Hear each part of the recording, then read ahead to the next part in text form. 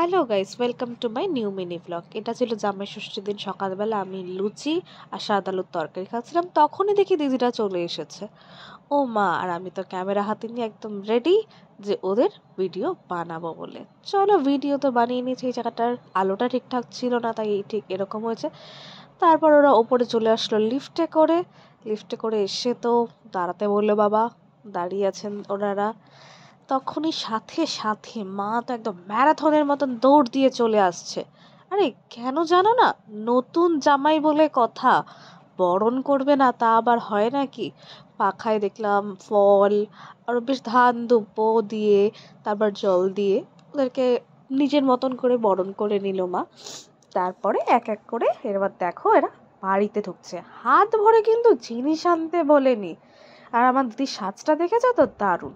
এবার চলছিল photo session কিছু, তারপরেই শুরু করে দিয়েছিল খাওয়া দাওয়া দিদিরা, কারণ খাওয়া দাওয়া তো ইজ মাস্ট। এই জামাই ষষ্ঠীতে তো খাওয়া দাওয়ার স্পেশাল না। আর দিদি তো খুব খুশি, প্রথমবার জামাই ষষ্ঠীতে এসে। তারপর আমাদের বাড়ির সব বাচ্চা পার্টিরা বসে পড়েছিল খেতে, কারণ অনুষ্ঠান বাচ্চা পার্টি ছাড়া কিন্তু ইনকমপ্লিট। ও মেনু এই দেখো কত কিছু আছে, অনেক অনেক রান্না করেছে মা তার প্রথম জামাই ষষ্ঠীর জন্য। আর এই যে দুই জামাই বসে আছে, তারা কেমন খেয়েছে